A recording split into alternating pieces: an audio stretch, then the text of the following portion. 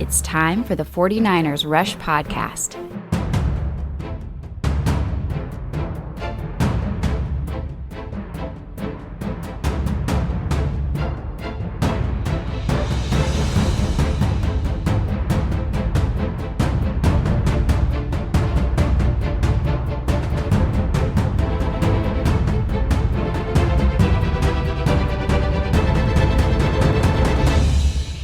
And here's your host, John Chapman.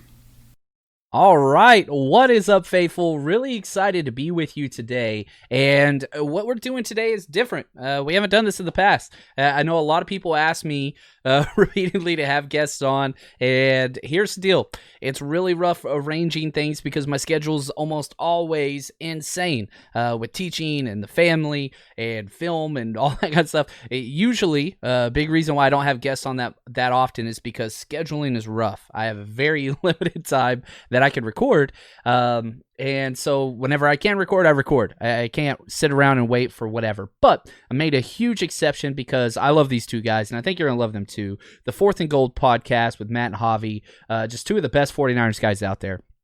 And so I decided to have them on and to talk through just a whole bunch of issues.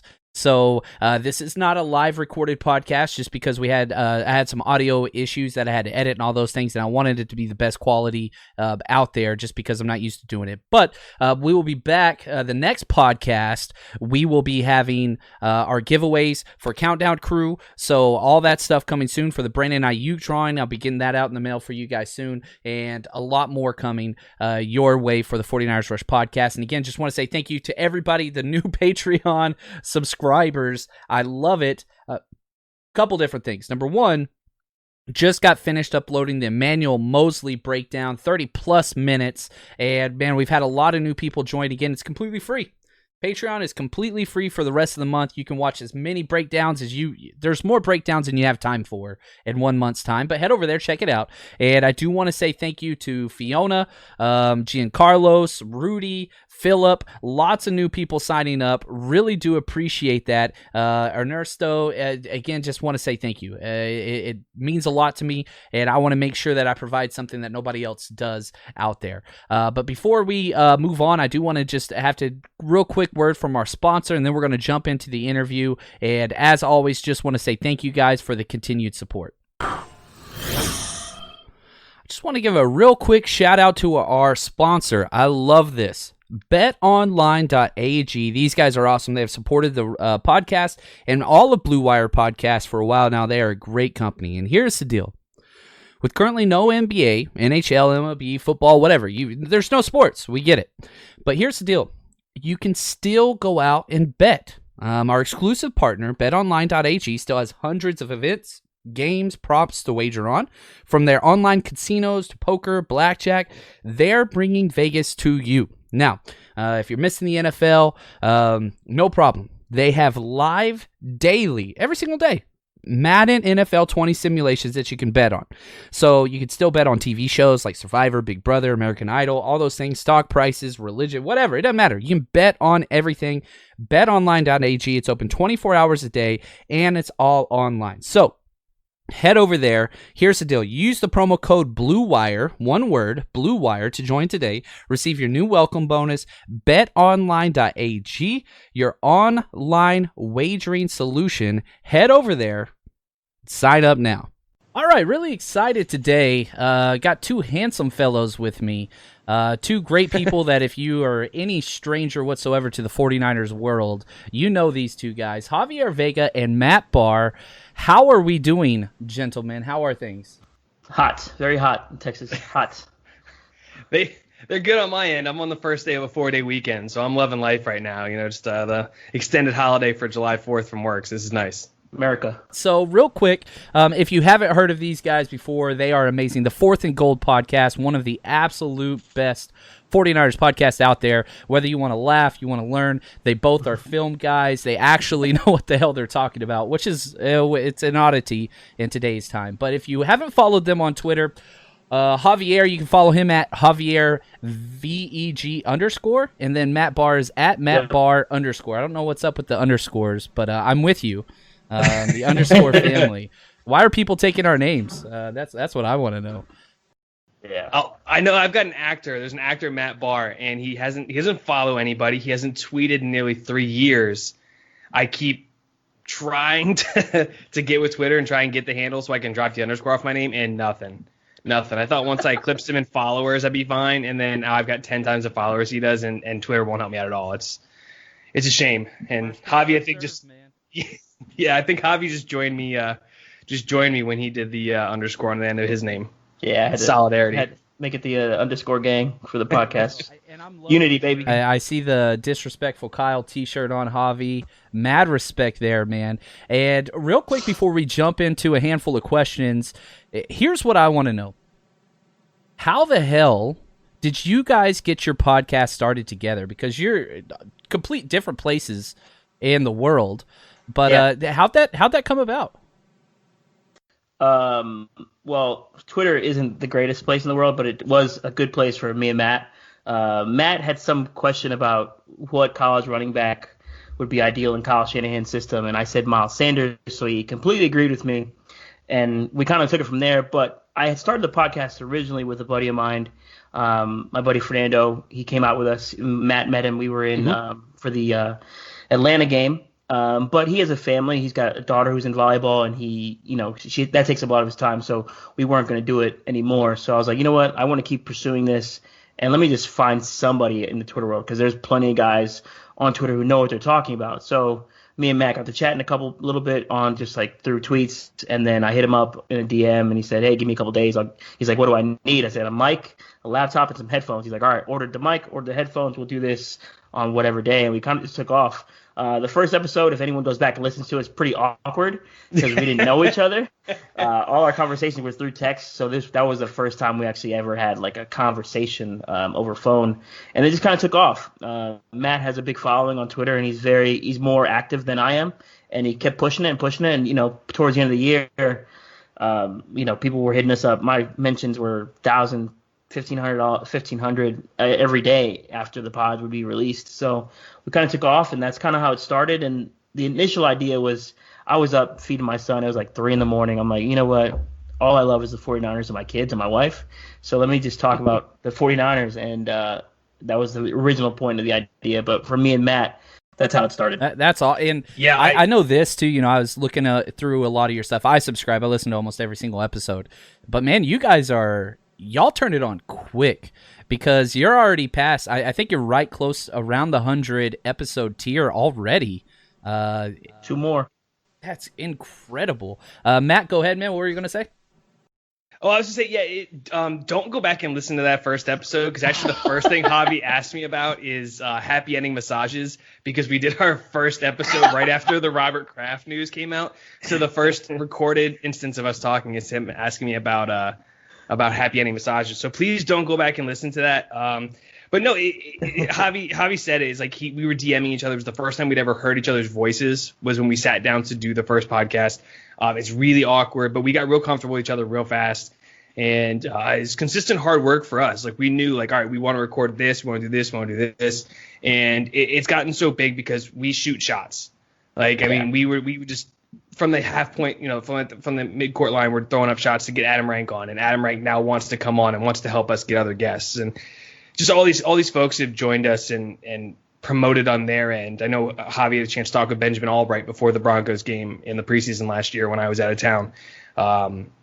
Just these big names have come on and helped us gain a lot of confidence. If these guys are willing to talk to us, then anyone's probably willing to listen to us.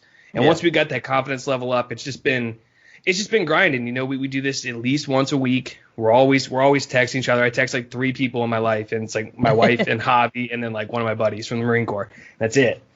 And so it's just been hard work, and we put it together. And I'm really happy it's gone the way it has, because he does all the hard work. I want everyone to know this. When it comes to the podcast, he said all you need is a mic, headphones, and a laptop, and that's all I have.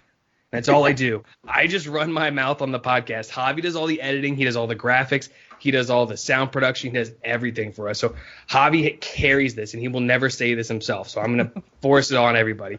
Javi carries the podcast. I like how even as you said that, Javi like turned to the side and started like working on something to the side. Like he's always on bread, man. I love it. All right, so let's jump into this, and just want to get to know you guys just a little bit more, and then we're going to jump into some stuff on the season that I want your opinions on. But Javi, who was the very first 49er player that you remember just like kind of falling in love with? Like this is my team because of this guy. When did that start for you? Ricky Waters. I was like 8. And then I grew up in Pennsylvania, so he became an Eagle, so I got to watch him as an Eagle too. So there was that. Ricky Waters was the first one. And then back in the day, back in elementary school, we'd play on the playground, the blacktop, and, me and my buddies, I would be Jerry Rice, he'd be Steve Young. Those were the three, Jerry, Steve, and Ricky Waters were the three that really set me on the Niner path. But Ricky Waters was just great. And then that number 32 with the black the drop box letters on the jersey, it was just so clean. And then the way he ran, upright, juke, he'll spin on you. He was ahead of his time because he would catch the ball out of the backfield. He did so much for that 49ers offense the years that he was there. So Ricky Waters was the guy that got it started for me. Those were great times. One of my earliest memories was Garrison Hurst, because we would have everybody come over and do a Tecmo Super Bowl bracket, and we'd have about 15 people, right? And you had to pick your team. Everybody went for the 49ers, like we'd cast lots. And my second de facto team, it was always the Cardinals, because they had Garrison Hurst on there. And, I'm with you there. So, Matt, what about you, man? Who was the first 49ers player that you remember being like, that's my guy? Kevin Barlow. Don't get me started with Kevin Barlow. Do not get me started with Kevin Barlow. No, John, we've talked about it before. The first game I ever really sat down to watch as a 49ers fan was the Super Bowl against the Chargers.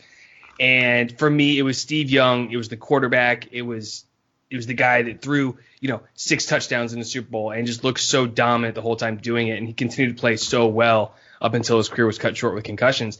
And I was actually really bummed out as a kid that I wasn't left-handed. I wanted to be left-handed because I wanted to be like Steve Young, and I couldn't do that. So I tried to train myself to be left-handed. I tried to learn how to throw a football left-handed. It did not go well. Spoiler alert, I can't throw a football left-handed today.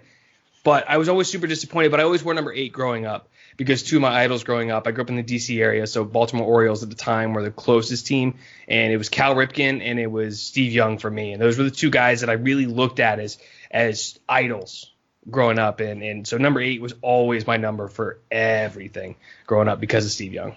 All right, I like it. All right, let's transition now to the 2020 49ers and kind of moving forward. And Matt, we're going to go with you first, and I want to give you a little bit of time to think about this. Who are the 4 most important 49ers moving forward for this year that stand out to you as if these players do well, they're going to have perhaps return to the Super Bowl, perhaps finish the whole thing this year and become champions? Who are the 4 pivotal players, not necessarily most important, but the 4 most important pivotal players for the 2020 season? Obviously, Jimmy Garoppolo is going to go in there, but who kind of comes to mind for you as the 4 most important players?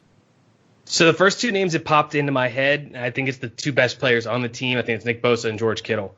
Nick Bosa on the defensive side, we saw the impact that he had on that defensive line, and bringing him in with D Ford, and then obviously DeForest Buckner and Eric Armstead patrolling the middle. Bosa changed the game for the 49ers on defense, and their secondary, which went from being picked on all the time because it could never get any pressure, was all of a sudden top 2 in the league. And the secondary is talented, don't get me wrong, but a lot of that hinges on the fact that Nick Bosa and the defensive line get to the quarterbacks. I think Bosa is like he's one of the key ones. And then, of course, George Kittle.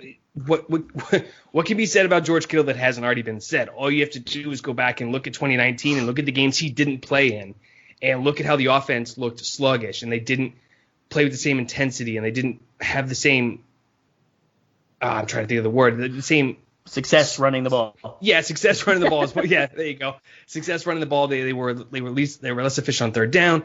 Everything. Those are the top 2 for me. You got to go with Jimmy Garoppolo. If Jimmy Garoppolo comes out and he's just terrible, then the team's in trouble. the team's in trouble. Kyle Shanahan's offense doesn't need a top tier quarterback, but it does need someone that can make throws and make plays. And if Jimmy Garoppolo comes out and can't do it, and they have to go back to Nick Mullins, which a lot of people want for some reason, I don't understand it. When you go back and watch Nick Mullins games, he put up decent numbers, but he did it at the expense of efficiency, really, and he wasn't that good. So I like Nick Mullins, but I don't think he's the future. He's not Corey Sheets. Corey Sheets is our future. But Jimmy Garoppolo, and then I think I'll say the last one is going to be kind of a wild card here, Jimmy Ward. So Jimmy Ward played so well last year for the 49ers. I think he's an incredibly underrated player. He covers very well. He tackles very well. The one thing he doesn't do is create turnovers. If he can take that part of his game and elevate it to the next level, this defense becomes incredible. A lot of the reasons fans want to go out and get somebody like Jamal Adams is he creates turnovers. And our safeties don't really do that for the 49ers. But Jimmy Ward is maybe the best tackler at the safety position. He single-handedly saved the Saints game with 5 or 6 tackles that prevented touchdowns. He's the last man down the field. I think we're going to see a lot more of a 3 safety look with Jaquiski Tartt, Tarvarius Moore, and Jimmy Ward. And Jimmy Ward's flexibility on the back end. If he can turn that into, turnovers, if he can cause turnovers and really just be the glue on the back end, I think that defense is going to be just as stellar this year as it was I last like year. that you said Jimmy Ward. One of the questions I was going to ask you later on is, and I kind of want to jump into this now a little bit, what is the opportunity for Tarvarius Moore? Javier, I want you to kind of pick up on this. Is he going to get more playing time? I think the answer is yes, but if he does, who the hell's coming off the field?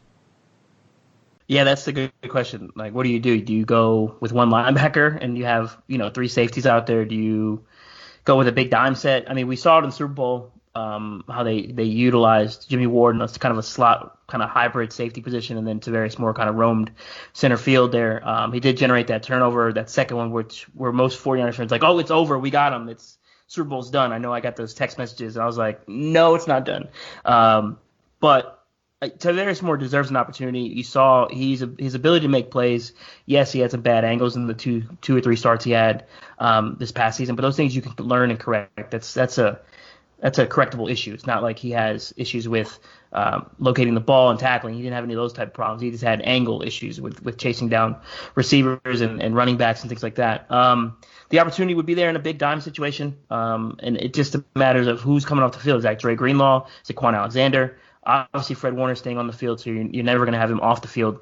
Do they go 3 linemen, 2 linebackers, and then you have your 3 safeties and your slot corner? It's going to be that's for Robert Saleh to decide. But Tarvarius Moore does have all the tools and skills to get the job done. I feel I know the Niners like Jimmy Ward, but if I was John Lynch and you didn't or kind of price himself out, I would have felt very comfortable with Tarvarius Moore being the deep safety. Let me ask you this, Matt. Is there any chance that Tarvarius Moore can take snaps away from Jaquiski Tartt? I believe so.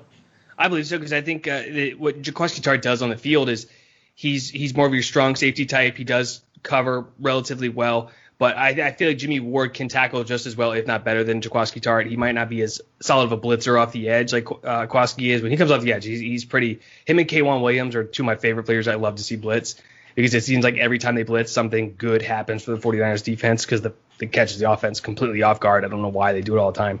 But I think Moore can, because if they want to put him, like Javi said, if they want to put him at center field and let him roam and be the supreme athlete that he really is, because he's such a good athlete. If they just want to let him play single high center field, I'm comfortable with that. And if they feel more comfortable with Jimmy Ward coming down in the box than Jaquiski Tartt, then I think that's something we could see. Jaquiski Tartt is in the last year of his contract, so they don't need to worry about his development as much, right? I think this is the last year we see Jaquiski Tartt in red and gold. I think after this year they will let him walk, and because of that, I think it's smart, if you're going to keep around Tarvarius Moore and Jimmy Ward as your 2 long-term safeties, it's smart to get them the playing experience and just the playing time, so they can really get comfortable in this defense moving forward. Perfect. All right, Javier, your turn. 4 most important or pivotal players for the 49ers for the 2020 season. And you can overlap some. I know Jimmy G is probably going to be in there. Yeah, I went with 4 different ones, both rookies, Trent Williams, and then whoever is playing right guard. We saw the interior offensive line struggle in the Super Bowl. Chris Jones decided to manhandle Mike Person and Ben Garland in the Super Bowl. So we need to shore up that interior offensive line. So whoever's at right guard, whether that be Daniel Brunskill, Colton McKivitz, whoever's going to be there, they have to be better than what Person was and what Ben Garland gave us last season. So that's a pivotal position. You don't want to see Jimmy Garoppolo always under pressure and having to throw off balance, and that's part of the reason why you get a lot of interceptions from Jimmy. Not obviously he has some field division issues, but some of the times he's thrown some picks is because he's got pressure right in his face up the middle, and that's where most of the times the Niners struggled in those games against Baltimore, against the Falcons, against the Rams, even against the Seahawks. Up the middle is where the pressure's coming, so they got to solidify that right guard position. Trent Williams, obviously, for a lot of people, he's an upgrade over Joe Staley. We haven't seen him play in 2 seasons. About a season and a half. So we got to see what he brings to the table, and is he going to play really well and earn himself a really big contract? Obviously, you want to have a strong left tackle in the run game and in the pass game, so that's vital for Jimmy Garoppolo's success to have him protected. You want to keep your quarterback upright. We know Jimmy has an injury history. We don't want to get him hurt. And then the rookies. Kinlaw has to at least give 80% of the production DeForest Buckner was giving us.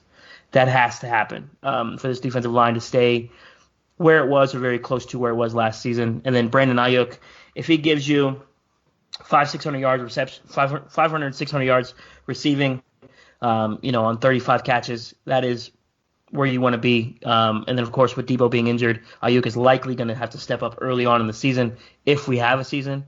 But those would be my 4 guys that would have to step up and may be major parts of this offense and defense for the Niners to get back to the Super Bowl. No, I like that, and it's interesting with the rookie class this year, just because of COVID and the lack of all the stuff. I know Ayuk's been working out with Kendrick Bourne, which is great.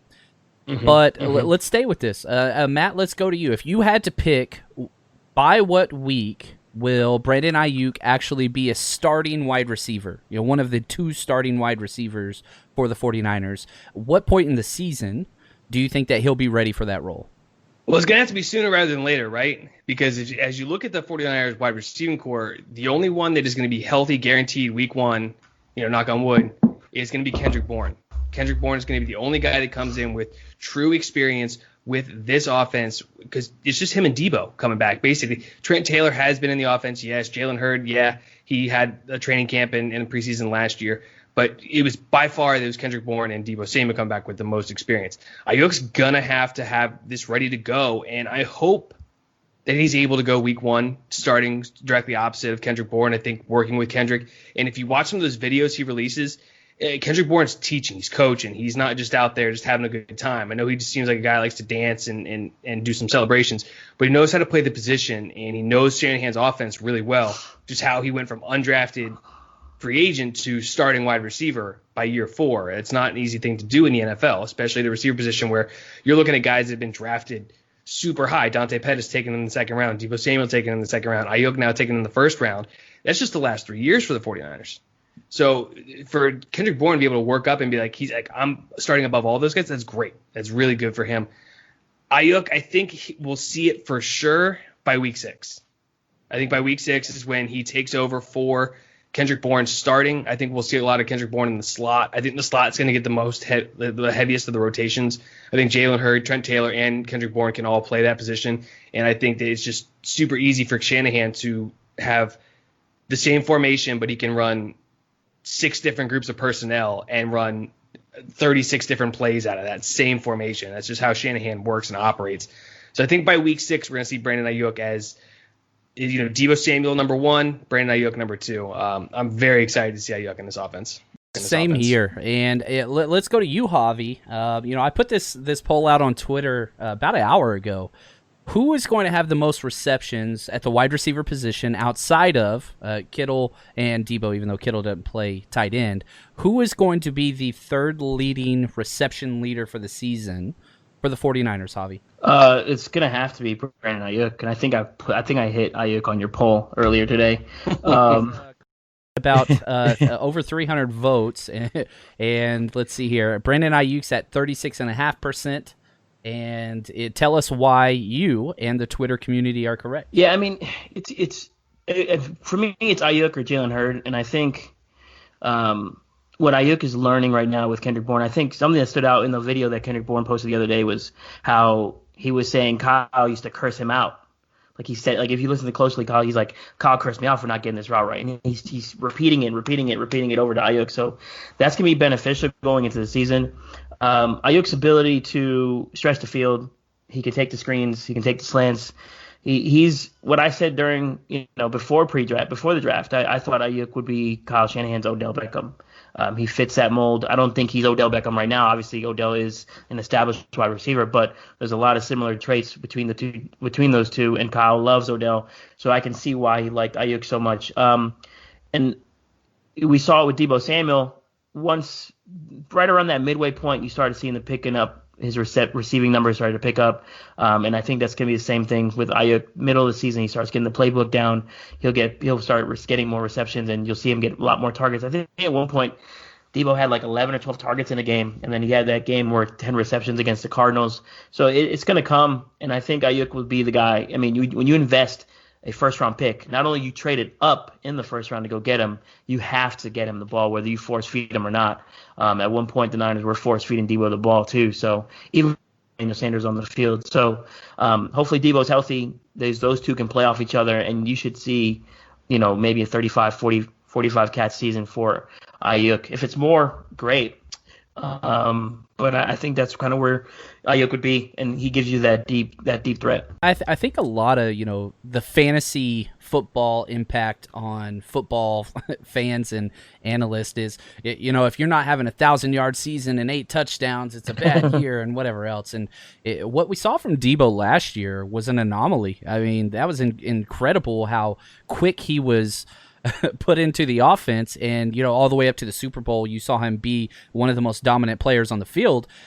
Wish we would have gave him the ball a little bit more, but that's okay. But I think with Ayuk, man, I think that learning curve is going to be a little slower. I don't think that he's going to. One, he didn't have the Senior Bowl, get together with Shanahan and the offense and all those things. But really excited. I personally voted for Jalen Hurd. I am the president of the fan club, and I really hope he's healthy. I know he's running routes. I know he's catching. I know he's working out.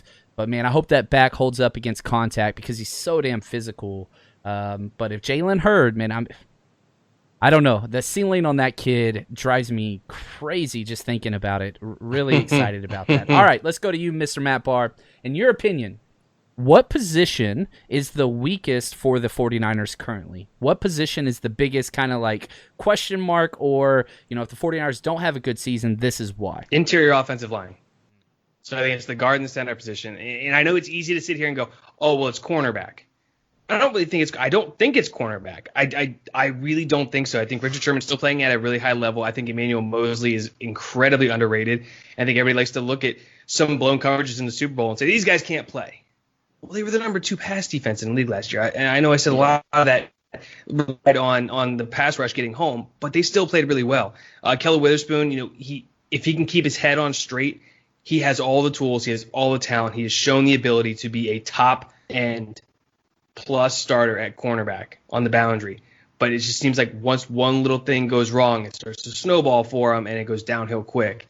If he can get that out of his head and get out of his own head and just play ball, he's good. And then K'Wan Williams is one of the best, if not the best, slot corner in the game, and he's incredibly underrated. It's just a lot of these guys don't get name recognition because everybody wants to look at the Nick Bosas, the D Fords, the Eric Armsteads, the Fred Warners, the Richard Shermans. They don't want to look outside of that scope. And it's just, if the casual fan doesn't know their name, it's just perceived as a very weak point. And I think we saw that when we saw all the mock drafts leading up to April, was it had the 49ers going corner early and often in just about all of the mocks. And then we didn't see them draft one. I think that's because Robert Saleh knows what he has in the secondary, and they are comfortable with that group. Can Tim Harris come back, the second-year guy from UVA who was redshirted last year? Can he come in and play really well? I don't know. Now, I know I spent a lot of time talking about a group that I don't think is the worst in the corners, but for the group that I think is the weakest, I do think it is the interior offensive line. Weston Richburg is a really solid center, but he can never stay healthy. He's had injuries year in, year out. as long as he's been with the 49ers. He's very highly paid, and he doesn't play enough to warrant that contract right now. Javi touched on it. Whoever's going to play right guard is vitally important to the 49ers. Tom Compton, Ben Garland. Right? It's got to be. It has to be. I don't see any way it's not Brunskill, and I think Brunskill is very good. But what was last year? Was last year an anomaly for him?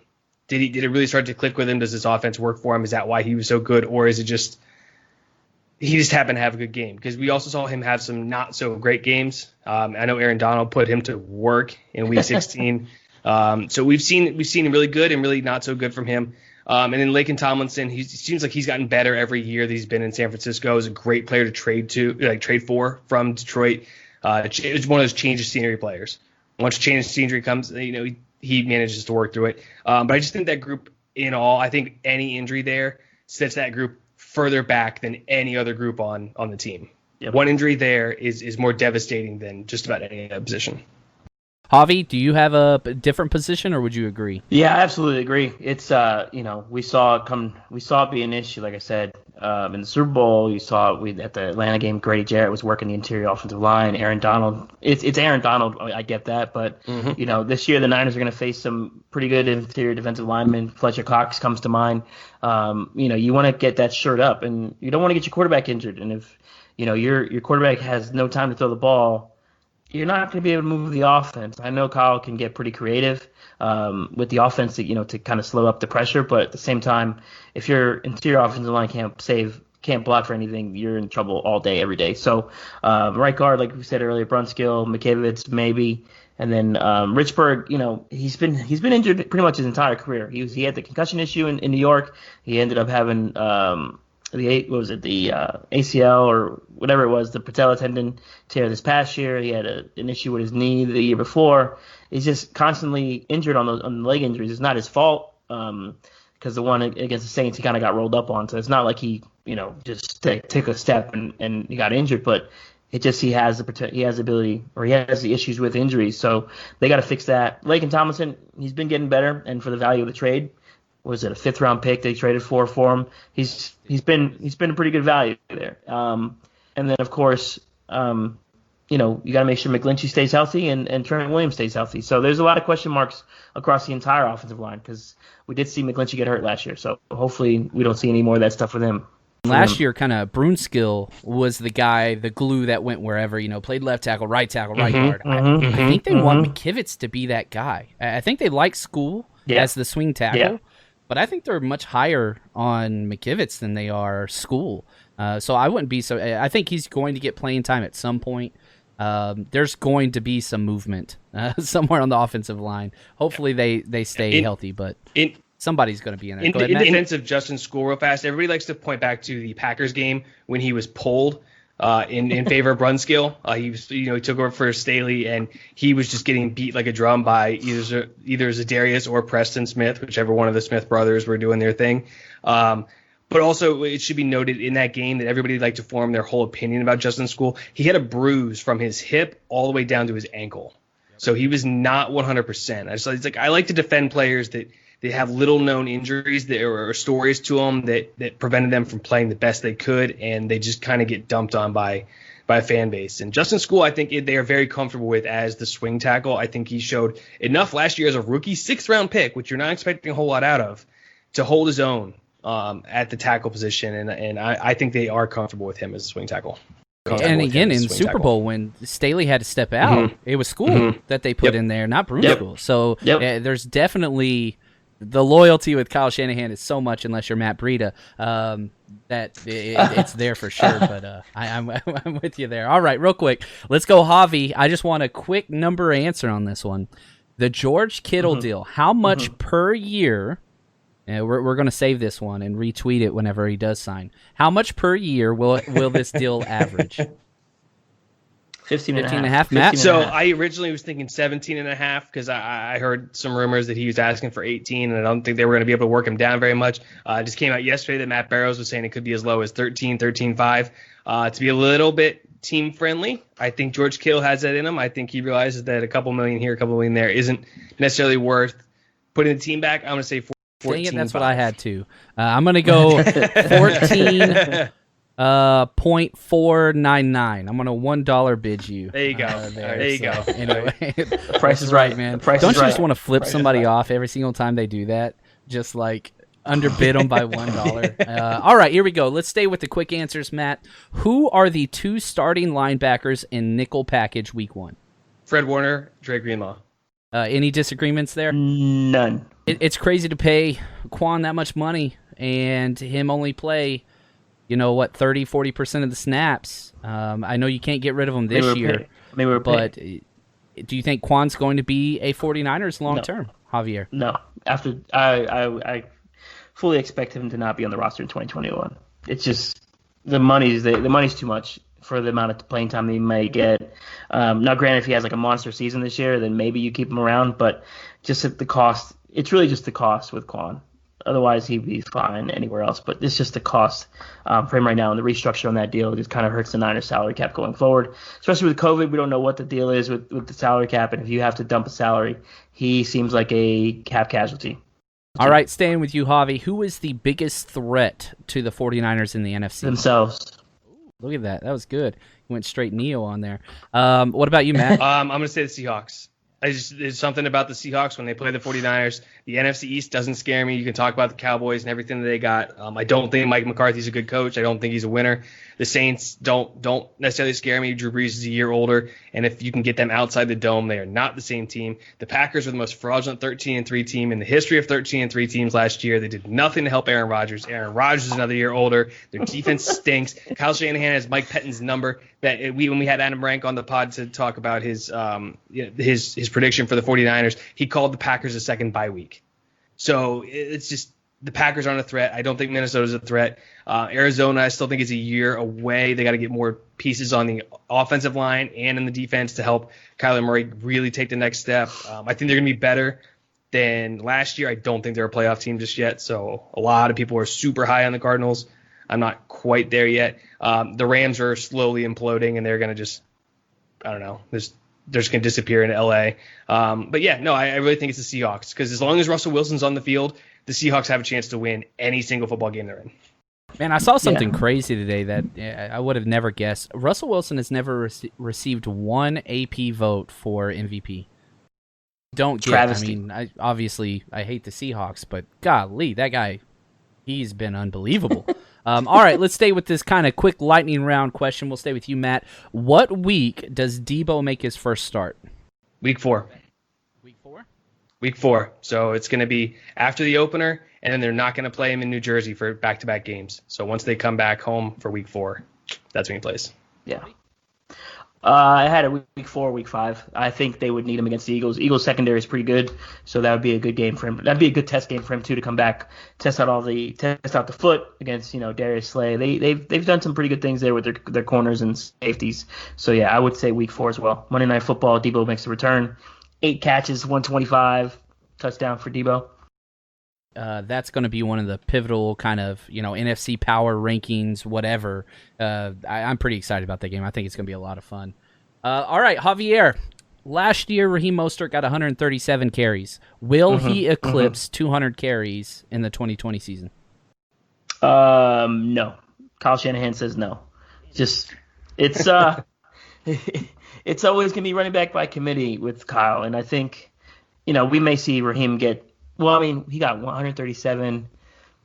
He started getting more towards the end of the season. I mean, it's possible. He can probably get to that 200. But I think more like 150, 160 is kind of where his range is because Kyle's going to want to have, a healthy stable. He's going to go with that Bill Belichick model. You want to just keep guys fresh as possible, go throughout the season at running back. And then, this kid Hasty and Salon Ahmed, I think those two guys have an opportunity to steal some snaps from people. And then, of course, what to expect from Jet McKinnon. That's also going to be a reason why Mostert doesn't get 200 carries. There you go. Do you think he makes it, Matt? 200? No. Just because Kyle Shanahan hates fantasy football. He hates fantasy football, so he refuses to let these guys do it. I know you said before we got on here you wanted us to disagree, but I can't just because I did a little quick math on my calculator on my phone. That's 12.5 carries a game to get to 200. I don't think Raheem Mostert sees it. Tevin Coleman's going to start every game just to really piss off the fan base because everybody freaks out when Tevin Coleman starts, and they think that they think it's like Madden that if he starts, he's going to get all the carries. I'm getting drunk tonight now, just because of you two in the last 30 seconds. So I really appreciate what you're doing to my liver. Thank you. It's Kyle, like Matt said, Kyle doesn't like fantasy football, and that's kind of what we see with Jimmy Garoppolo. He doesn't pass enough for the world's liking. So it's Kyle plays a balanced offense, and he's going to do that with his rotation and wide receiver. Not so much a tight end, but wide receiver in the running back room. He's going to have it pretty balanced. Jimmy Garoppolo, over under 10 interceptions. He had 13 last year. Does he correct? Probably the biggest critique of most Jimmy G haters is the turnovers. What do you think? Interception totals for 2020? So you said over under 10? Yes. I'm going to push it. I'm thinking 10 is going to be his number. Kyle Shanahan's come out and said, I'm more excited to work with him. And then you've heard the wide receivers talking with him saying that he's not rehabbing this year. He's not spending this offseason working on his knee and getting comfortable with his knee and building confidence in his knee. Now he gets to really focus on the offense and watch tape. And obviously we haven't seen him get reps yet, except for Camp Jimmy, which was kind of a disaster down in Nashville. But I think it's a push. I think 10 is about right. I think he starts to see the underneath linebacker, and he eliminates his Jimmy throw from about half of the games. He still has a Jimmy throw every once in a while, but I think he eliminates about half of them. But I think he also pushes the ball further downfield with some more deep threats in Jalen Hurd, Brandon Ayuk, so interceptions will naturally come when you push the ball downfield a little bit more. So I'm going to push at 10. All right, Javi? I'm going to take the under, go 9, right at 9. He's got a full year under his belt in the offense. He's got ability to not rehab a knee, like Matt said. And the wide receiver room and tight ends, they love the guy. So, I mean, everything they're saying is all positive around him. And Kyle being excited, and, Kyle got new toys in the toy chest. I think he's going to try to help Jimmy here a little more this season as well, make things a little bit more defined in the route tree for Jimmy to get the ball out. I know people will say it's a knock, it's a system QB, but to be frank, every quarterback in the NFL outside of Russell Wilson and Patrick Mahomes is a system quarterback, period. It's just the way things are. So, yeah, I'm going to go 9. Like Matt said, he's going to have a Jimmy throw. It's going to happen. What I'm more concerned about is the fumbles with Jimmy. He's got to stop fumbling the ball under pressure. I think he had 5 lost fumbles last year. That's huge. If you're fumbling the ball inside your own 30, that you're giving the team, 3 points. That's got to stop. The fumbles really have to stop with Jimmy Garoppolo. If we can get that interception number down to single digits, I just don't see a way the 49ers are not a first or second seed in the play. I don't see it. That's awesome. I really hope that happens. Let's go to the defensive side. Matt, D Ford, over under 8 sacks on the year. Under 7.5. Because again, I don't think he plays as much. I think he has that. He's just going to miss games. It's D Ford, so he's not going to play the whole time. 7.5 sacks. I think last year he had 6.5. Yeah. So I think he gets one more than last year. But yeah, so I'm going under. Javi? I'm doubling 12. 12 sacks, D Ford. He got his knee cleaned up in the offseason. That usually helps out going into the next year. From what I understood, he had the PRP and then a cleanup. So that should help him out going into the season. And then, if he sees more than 30% of the snaps, he should be able to get that number. I mean, we saw him before he was an Iron of the Year that he was not completely healthy, but he ended up having like 15, 16 sacks as a Chief. And the Niners now know how to use him in practice. So he doesn't practice. He just kind of shows up for the games. And that's going to help keep his season a little bit healthier. They mismanaged his practice reps this past season, and that was clear. So I think they fixed his practice reps, and he gets 12. I like it. Last question for both of you gentlemen. Will Jerick McKinnon be on the initial roster? Yes. Hard yes. You talked about Shanahan. Shanahan's loyal to everybody except for Matt Breida. Well, the reason part of that is because he's got Jerick McKinnon. He loves Jerick McKinnon. For better or worse, he loves Jerick McKinnon. I think Jerick McKinnon comes in and spells. He's the third down scat back. I think he's a guy that they might line up in the slot a little bit. I think he's part of the reason why we're going to see less receptions for some of these wide receivers. Because I think Jerick McKinnon's going to get 20, 30 of them, which doesn't sound like a lot, but that's taking him away from wide receivers. So I think McKinnon 100% is on the team just because it doesn't cost him anything. He's playing for vet minimum. So yeah, definitely 100% hard yes, he's on the team. Yeah. I'm pretty excited about Jet. I just want to see it. Yeah. Just let us have something nice in 2020, and we can move on. It's what it is. I want to see Go ahead. No, I want to see this a 2-back set, Mostert and back there, and just that's gonna just mess with linebackers. Blake Martinez isn't a Packer anymore, but they're gonna mess with linebackers with that combination of that RPO type setup or the fakes and the potential reverses that can come out of that. You got 2 speed backs back there, and both guys can catch the ball out of the backfield. Might as well put Jet and Debo back there and see what happens. Kyle has an imagination, and I think he's going to utilize it all season. I just thought of that, Debo and Jet back there. That's that's pretty filthy. I'm about to put that on Madden and see what happens. It's going to be fun. I mean, you get that. Plus, you get Kittle and Warner back there at the same time, and just it's basically the wishbone from a different formation. The opportunities, they're endless. But gentlemen, I just want to say thank you. We don't have guests on very often on this show because I'm a narcissist. But I wanted to have you guys on because you guys are incredible. I love what y'all do. I love the product. And again, for anybody listening, you got to go follow these guys. Wherever it is you listen to podcasts, the podcast's available everywhere. I've checked. It's awesome. It's a 4th and Gold podcast. And if you want to get to know these guys well, DM at Barr _, and explain to Matt why a hot dog is a sandwich, because he needs help in this area. He needs your help, guys. This is what Twitter is for. And Javi, I do have to give just a shout out to you as well. He was on the Javon Kinlaw.